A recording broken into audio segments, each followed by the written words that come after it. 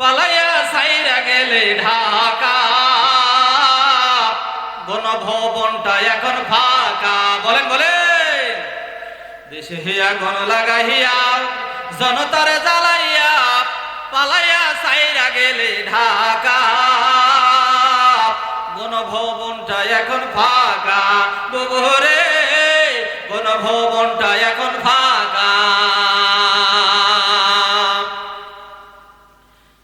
ও তোমায় অধিকারের কথা বললে বলেছিল রাজাকার, দেশবাসী বুঝে গেছে তুমি বড় স্বৈরাচার।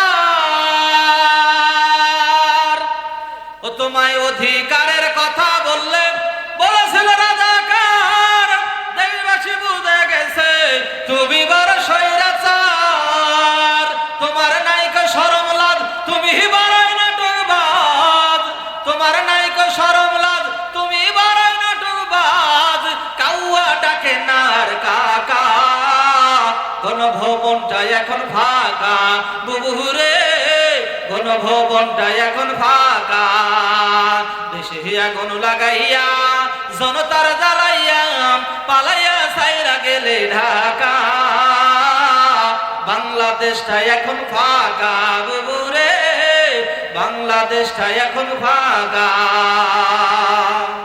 খেলা হবে খেলা হবে শামীম তোমার বলে না, সংসদে মমতাদের বুকটা এখন ফাটে না। খেলা হবে শামীম তোমার বলে না, সংসদে মমতাদের বুকটা এখন ফাটে না। পলকের ঝলক তো আর নাই, বুবুর টাকলা মুরাদ নাই। পলকের ঝলক তো আর নাই, বুবুর টাকলা মুরাদ নাই। কবে পাবো তোমার দেখা, মামুর বাড়ি থাকবা কি একা। বুবুরে মামুর বাড়ি থাকবা কি একা। দেশে আগুন জ্বালাইয়া, দেশে আগুন লাগাইয়া আলেমদের জ্বালাইয়া পালাইয়া সাইরা গেলে ঢাকা, গণভবনটা এখন ফাঁকা। বুবুরে গণভবনটা এখন ফাঁকা। ও তুমি মিথ্যা মামলায় ফাঁসি দিলাম সোনার আলেম গুলারে, কত বড় ডাইনি সেদে নাই মায়া তার অন্তরে। ও তুমি মিথ্যা মামলায় ফাঁসি দিলাম সোনার আলেম গুলারে, কত বড় ডাইনি সেদে নাই মায়া তার অন্তরে। ও সেই আদালত আছে ফাঁসির দাঁড়িয়ে আছে, সেই আদালত আছে ফাঁসির দাঁড়িয়ে আছে। কবে পাবো তোমার দেখা, থাকবা কি মামুর বাড়ি একা। ডাইনি রে কবে পাবো তোমার দেখা। ও বুবুরে অপেক্ষায় আছে বুবু ঢাকা। দেশে আগুন লাগাইয়া আলেমদের জ্বালাইয়া, দেশে আগুন লাগাইয়া আলেমদের জ্বালাইয়া পালাইয়া সাইরা গেলে ঢাকা, গণভবনটা এখন ফাঁকা। বুবুরে বাংলাদেশটা এখন ফাঁকা।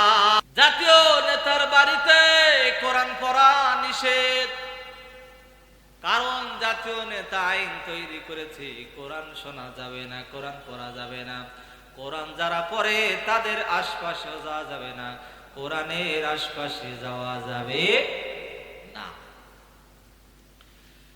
নবীজি বললেন কোরআন পড়ার দায়িত্ব দিয়েছেন আমার আল্লাহ, কোরআন না পড়া পর্যন্ত আমি এক চুল পরিমাণ নড়ব না। আবু জেহেল ডাক দিয়ে বলল মুহাম্মদ, যেহেতু উপায় নাই সেহেতু কোরআন পড়তে পারো, কিন্তু শর্ত হলো একটু আস্তে পড়তে হবে।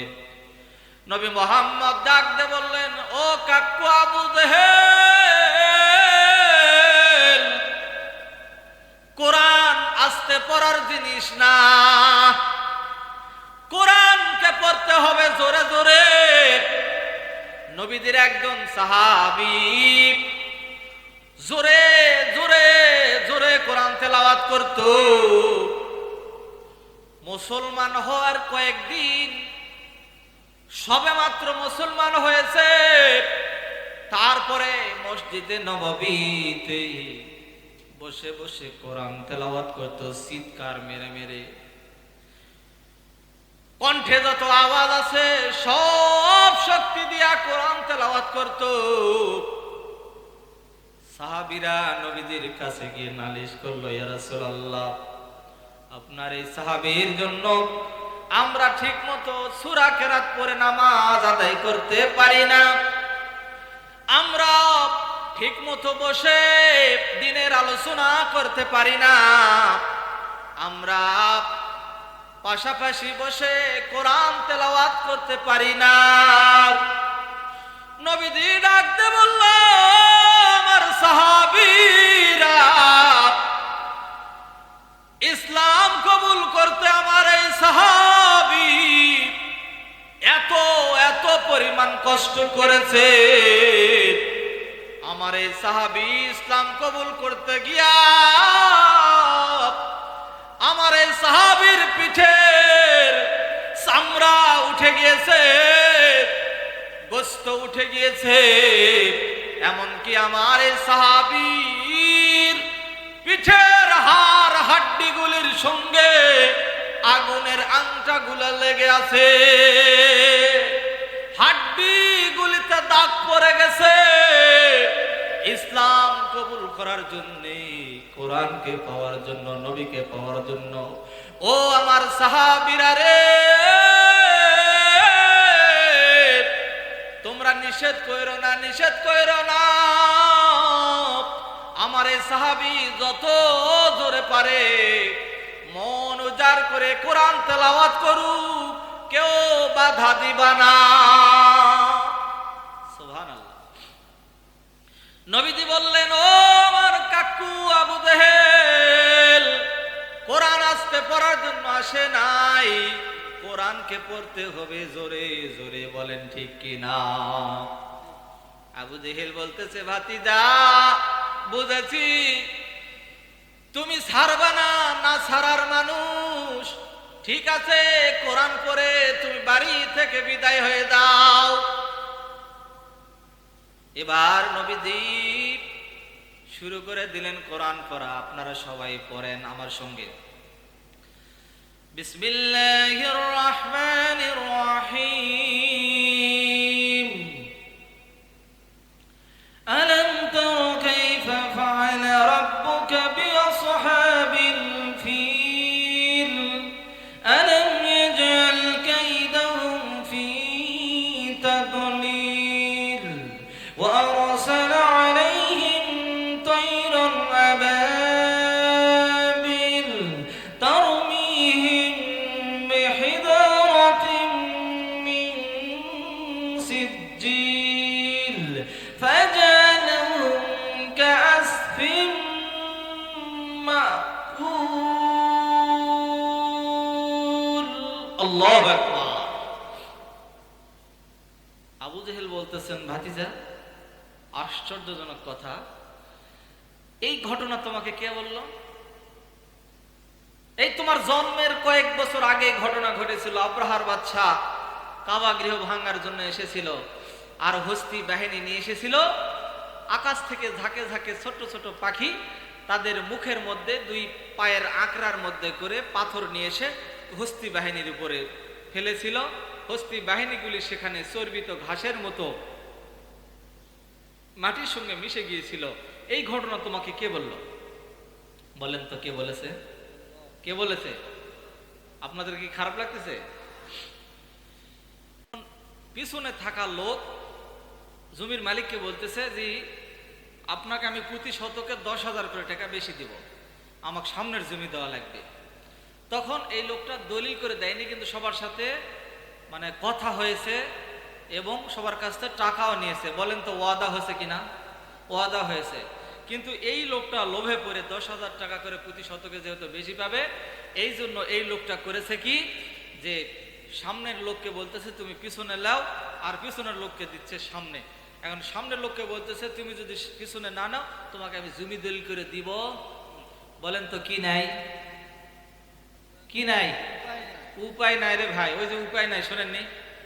উপায় নাই, এখন যাই জমির টাকা দিছে তার তো উপায় নাই। তখন আমি বলেছিলাম, ফতোয়া দিয়েছিলাম মসজিদে, যে এরকম কাজ যদি টেকার লোভে কেউ করে থাকে ওই মুসলমান থাকবে।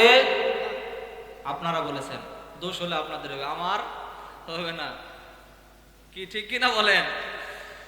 তো ওই মসজিদে হক কথা বলে চাকরি শেষ, পরের মসজিদে অন্য এক মসজিদে আসলাম, কিছুদিন মাঝখানে গ্যাপ গেল, যাওয়ার পরে আরেক মসজিদে আসলাম।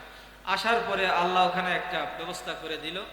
দেওয়ার পরে প্রথম জুমাত বক্তব্য দিয়েছিলাম সম্ভবত, লা তাখনাতু মির রাহমাতিল্লাহ ইন্নাল্লাহা ইয়াগফিরুয যুনুবা জামিয়া ইন্নাহু হুয়াল গফুরুর রহিম। আল্লাহর রহমত থেকে কেউ নিরাশ হয় না বাবা, যতগুলো আছেন সবাক আল্লাহ জান্নাত দিবে। সবাই খুশি হয়েছে, হুজুরকে চাকরি দিছে, মানে আমাকে চাকরি দিছে, বুঝছেন? সবাই খুশি হয়ে চাকরি দিল। দেওয়ার পরে পরের সপ্তাহে গেলাম, পরের সপ্তাহে যাওয়ার পরে এখন আমি তো আর জানি না যে ওই মসজিদের সভাপতি সুদ খায়, তো সুদের বিরুদ্ধে কিছু ওয়াজ ঝাড়লাম। ঝাড়ার পরে এখন রাস্তা দিয়ে এখন আসতেছি, বাড়ির দিকে রওনা হব। এখন ওই সভাপতি সাহেব রাস্তায় দাঁড়িয়ে আমাকে লম্বাটা সালাম দিল, আসসালামু আলাইকুম হুজুর, ভালো আছেন? জি আলহামদুলিল্লাহ ভাই ভালো আছি। হুজুর আমার বাড়িতে আজকে আপনার দাওয়াত, চলেন যাই। গেলাম, নতুন মানুষ, কেবল এক সপ্তাহ হচ্ছে গেছি। যাওয়ার পরে দাওয়াত খাওয়ার জন্য বাড়িতে গেলাম, তো খুব ভালো আয়োজন করছে, শর্টকাটে বলতেছি যেহেতু আপনাদের কষ্ট লাগতেছে নাকি। তো খাওয়া দাওয়ার জন্য অনেক ব্যবস্থা করছে, খাসির গোস্ত, গরুর গোস্ত, মাছ মাংস যা লাগে আর কি, সব কিছু অনেক কিছুই করছে। করার পর এখন তুলে তুলে দিচ্ছে আর খাইতেছি। তখন এখন সভাপতি সাহেব এখন বলতেছে যে হুজুর এই হামাক ইনকা করে বাঁচ দিন। আমি কিন্তু আঞ্চলিক ভাষায় বলতেছি ভাই, এরকম করে বলতেছে হুজুর হামাক ইনকা করে বাঁচ দিন। আমি এখন চিন্তা করতেছি, আল্লাহ যে বাঁশের দাম 250 থেকে 300, 350, কোনো বাঁশ 500 টাকাও দাম, ঠিক কিনা বলেন? আমি এখন চিন্তা করতেছি বাঁশ আবার কেমনে দিলাম রে বাপুরি। তো বললাম যে ভাই একটু ক্লিয়ার করে কোন। তো বলতেছে যে আমি যে সুদ খাই এটা আপনার কোন মুসল্লি করছে কোন? তো কোন মুসল্লি এটা আপনাকে বলেছে? আমি আজকাই ধর্ম। আমি কছি ভাই আপনি যে সুদ খান এটা তো আমিও জানি না। কি আপনি জানেন না? না ভাই আপনি বললেন দেখে আমি জানলাম। তো কাছে আজকাল যে আপনি মসজিদে দিয়ে আমার বিরুদ্ধে ওয়াজ করলেন, এটা কে আপনাকে কয়ে দিছে? আমি কছি যে এটা কোনো মুসল্লি আমাকে বলেনি, আমিও জানি না, আপনার গ্রামেরও কেউ বলেনি। বলেছে কে ভাই বলেন তো, কে বলেছে? আরো জোরে। আল্লাহ বলে দিয়েছে, তাই বলতো। তখন ওই লোক মানে ওই সভাপতি সাহেব এখন বলতেছে যে হুজুর আসলে আমারই বুঝার ভুলেছে, আমি তো বুঝা পারিনি যে আপনাকে কেউ বলেনি। গেলাম ভাই, সেদিন থেকে তওবা করলাম যে সভাপতির বিরুদ্ধে ওয়াজ চলবে না, সভাপতির বিরুদ্ধে ওয়াজ চলবে না। কারণ সভাপতির বিরুদ্ধে ওয়াজ করলে তার মসজিদে থাকা যাবে, কি হবে? আলেম হয়ে অযথা বিদ্যা শিখে যদি না গড়তে পারো শোষণবিহীন সমাজটাকে। পরের সপ্তাহে গিয়ে হকের সম্পর্কে আলোচনা করলাম। হক কি জিনিস, হক মারলে কি হবে, না মারলে কি হবে, আর হক ঠিক মতো আদায় করলে কি হবে। এরপরে যাই হোক বিস্তারিত বলতেছি না, শর্টকাটে আসলাম। মসজিদ থেকে মোটরসাইকেল ভাঙ্গাচুরা একটা আছে, ওটা নিয়ে আসতেছি। আসার পথে অন্য পথ দিয়ে আসি, সভাপতির ওই রাস্তা দিয়ে আমি আর যাইনি। আমি চিন্তা করলাম যে বাবা এই রাস্তা দিয়ে আজকে আর যাবো না, কারণ যদি এরকম কিছু স্লিপ সভাপতি করে থাকে তাহলে আজকে আবার ধরবে। অতএব দরকার না, এই রাস্তা বাদ, আজকে এই রাস্তাতে যাব। পূর্ব দিকের রাস্তা বাদ দিয়ে এবার চলে এলাম এইদিকে। এইদিকে এটা উত্তরের রাস্তা দিয়ে এলাম। আসতে এখন দেখি সহ সভাপতি খাড়া হয়ে আছে রাস্তার মাঝখানে। আসসালামু আলাইকুম ওয়া রাহমাতুল্লাহি ওয়া বারাকাতুহু ওয়া মাগফিরাতুহু ওয়া জান্নাতুহু। হুজুর ভালো আছেন? ওয়া আলাইকুম আসসালাম ওয়া রাহমাতুল্লাহি ওয়া বারাকাতুহু। ভাই ভালো আছি আলহামদুলিল্লাহ। হুজুর আমার বাড়িতে আজকে দাওয়াত, বাইরে আলি অনেক কিছু রান্না করছে, আপনাকে যাইতে বলছে। বাড়িতে গেলাম, বাইরে যাওয়ার পর টেবিল ভর্তি খাবার তুলে দিচ্ছে, খাইতেছে। হুজুর আপনার সাথে কিছু আলাপ আছে। ভাই বলেন। ও খাওয়ার আগে করবো না খাইতে খাইতে? খাওয়ার সময় করলে ভালো হয় ভাই, আমার সময় নাই, আমি আবার ব্যবসায়িক মানুষ, তো ব্যবসা করি, তা আমার আবার খালি ওয়াজের ময়দান লো আর ইমামতি খালি নয়। আমি আবার চিন্তা করি যে আমার রুজি রেজেকের ব্যবস্থা আল্লাহ ব্যবসার মাধ্যমে দিয়েছে, আমি ব্যবসা করে খাই। যাই হোক পাশাপাশি আল্লাহ আলহামদুলিল্লাহ আপনাদের দিনের খেদমতে আছি, আল্লাহ যেন কবুল করে বলে আল্লাহুম্মা আমিন। সহসভাপতি সাহেব এখন বলতেছে হুজুর আজকে একটা কাম করেছেন। কি করলাম? বলছে যে আমি যে বুনে ঘরক জমি দেই না, এটা আপনি কে বললো? আমি বুনে ঘরক জমি দেই না, এটা আপনাকে কে বলে দিল কোন তো? আর আমার ছোট ভাই যে আমি জমি দেইনি কি কারণে সেটা আপনি জানেন ভালো করে। মসজিদে যে আজকে বক্তব্য দিছে যে বুনে ঘরক জমি না দিলে কি হবে, ভাই ভাল্লে কালা কি হবে, ভাইয়ের অংশ এই মানে ঠকালে কালা কি হবে, আর ভাগ না ঘরক ঠকালে কালা কি হবে, আমি কি সেটা জানি না, এমনি হজ করে আছি। তা আমি যে কি জন্য আমার ছোট ভাই জমি দেন আপনি সেটা জানেন? আমার ছোট ভাই হলো আমার বাপ মাও দেখে না, এই জন্য আমার বাপ মাকে আমি বলেছি যে আমি তো হলো মরা পর্যন্ত দেখবো, জমি কোনো আমাকে লিখে দাও, জমি লিখে দিছি। তাহলে সেটা আমার দোষ? আপনি যে মসজিদে যে বক্তব্য দিলেন সবাই যে শুনলো, এটা এখন আমাকে যে অপমান করা হলো। আমি কইছি ভাই আস্তাগফিরুল্লাহ, আমি জানি না যে আপনি বুনে ঘরক জমি দেননি, আপনার ভাইয়েরও জমি মেরেছেন এটাও আমি জানি না ভাই, কিন্তু আসলে কোরআন হাদিসে আছে তাই বক্তব্য দিয়েছি। সহসভাপতি কাছে সত্যি কেউ কয়নি? না ভাই কেউ বলেনি আমাকে, আমি তো কোরআন হাদিস থেকে আলোচনা করেছি রে ভাই। বলেন তো ভাই, এই দেশে যদি আপনি সুদারুর বিরুদ্ধে ওয়াজ করেন, সুদারু খেপবে কিনা বলেন? কোরআন কি সবার পক্ষে যাবে না বিপক্ষেও যাবে? যদি আপনি কোরআনের কথা বলেন, সুদারু যায়, তার বিরুদ্ধে যাবে কিনা বলেন? চোরের বিরুদ্ধে গেলে চোর খেপে যাবে, মদারের বিরুদ্ধে গেলে মদার খেপে যাবে, লুচ্চার বিরুদ্ধে গেলে লুচ্চা খেপে যাবে, ঘুষারুর বিরুদ্ধে গেলে ঘুষার খেপে যাবে। তাই বলে কি কোরআনে আলোচনা করা বন্ধ করবো নাকি? বলেন মুসলমান ঠিক কিনা? তাই বলে কি আমরা ঘরে বসে কোরআনের আলোচনা কি ঘরের মধ্যে রাখবো, না সারা বিশ্ব চালাবো? সারা বিশ্বে চলবে।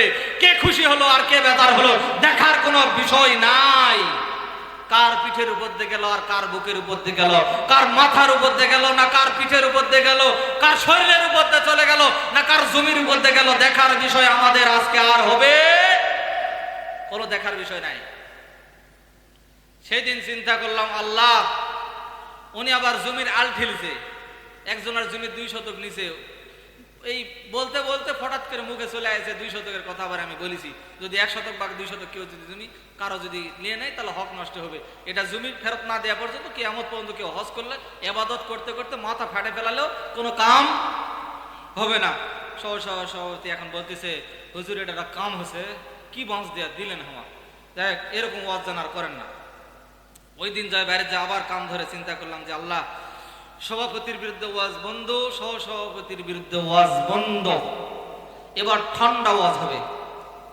বলেন তো ঠান্ডা ওয়াজটা কি আপনারা কোন? পরের শুক্রবারে গেলাম, যাওয়ার পরে চিন্তা করলাম আল্লাহ আর আমি সভাপতির বিরুদ্ধে সহসভাপতির বিরুদ্ধে ওয়াজ করব না, কারণ এদের বিরুদ্ধে যদি ওয়াজ করি তাহলে চাকরি থাকবে, চাকরি থাকবে না। এবার পরের সপ্তাহে গেলাম রে বন্ধু, চিন্তা করলাম এবার একটা ওয়াজ দেব, ঠান্ডা ওয়াজ, যে ওয়াজটা সবাই আদায় করে। বলেন তো কি ওয়াজ বলেন তো? বিয়া। কি ওয়াজ? বিয়া।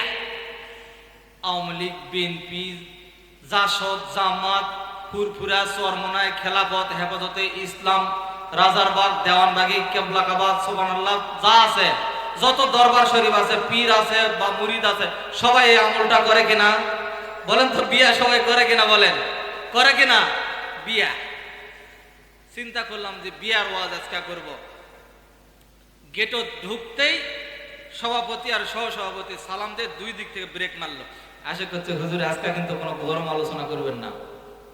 আমি করছি ভাই আমি তো এমনিতে গরম বক্তা নয়, তারপরও চিন্তা করি যত শীতের মধ্যে যত ঠান্ডা ওয়াজ করা যায়, কিন্তু মুখ ফসকে যদি পিঠার মধ্যে একটু মাঝে মধ্যে ভাব উঠতে পারে, তবে আমি আজকে সিদ্ধান্ত নিয়েছি কোনো গরম ওয়াজ চলবে না, আজকে একদম ঠান্ডা ওয়াজ, বিয়ার ওয়াজ। কিসের ওয়াজ? বিয়ার ওয়াজ। খারাপ লাগতেছে? বিয়ার ওয়াজ করব। এবার বিয়ার ওয়াজ শুরু করে দিলাম ভাই, যৌতুক। বিয়ার ওয়াজ কি? যৌতুক দিয়ে শুরু করলাম। এবার যৌতুক যারা নেয় ধোলাই করলাম ঠিক মতো। ধোলাই করার পর এখন যখন ধোলাই করতেছি, মুয়াজ্জিম সাহেব এখন আমাকে খালি এরকম করে খালি ঠোকাচ্ছে, হুজুর হচ্ছে অনেক হচ্ছে। কিছু বললাম, বলার পর শেষ পর্যন্ত সময় ঠেকে দিয়ে খুতবা দিয়ে নামাজ পড়ে সবকিছু ওকে, দোয়া দৌড় সবার জন্য, সবার জান্নাত প্যাট দিয়ে আমি এখন মসজিদ থেকে বের হয়ে যখন আসতেছি, চিন্তা করলাম যে সভাপতির রাস্তা বন্ধ, সহসভাপতির রাস্তা বন্ধ, দুইজনে ব্যারিকেড দিছিল। আজকে তাহলে অন্য রাস্তাতে যাব, দেখি তো দক্ষিণ দিকে রাস্তা আছে, এই রাস্তাতে যাই, হিয়ারিং রাস্তা হোক, ধর্মর করবে করুক, তাও এই দিক দিয়ে যায়। চিন্তা করলাম যে এই দিক দিয়ে যাই। হিয়ারিং রাস্তাতে যখন যাচ্ছি আমি আর জানি না যে ওখানে কেশিয়ারের বাড়ি। নতুন মানুষের ভাই কেবল 3 সপ্তাহ হলো। তারপরে কেশিয়ার এখন রাস্তার মধ্যে দাঁড়ায়, আসসালামু আলাইকুম ওয়া রাহমাতুল্লাহ, হুজুর ভালো আছেন? আছি আলহামদুলিল্লাহ। হুজুর আজকে যে ওয়াজটা করলেন, গত সপ্তাহে আমার বেটাকে বিয়া দিয়ে 5 লাখ টাকা লিছে, আপনার কে হলো?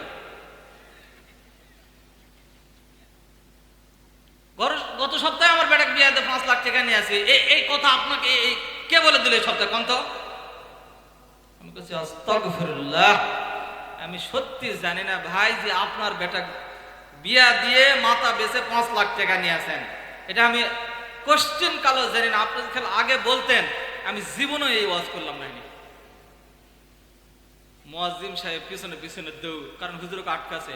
মুয়াজ্জিম সাহেব আসে বলতেছে, ভাই যা হবার হয়েছে হুজুরকে ছেড়ে দেন, হুজুর আসলে জানা না, নতুন মানুষ, হুজুরকে কেউ কয়নি। তো এখন কেশিয়ার সাহেব এখন করছে যে হুজুর সত্যি কেউ কয়নি আপনার, আমার নাম তো কেউ কয়নি। বলছে না রে বাবু, আপনার নাম কেউ কয়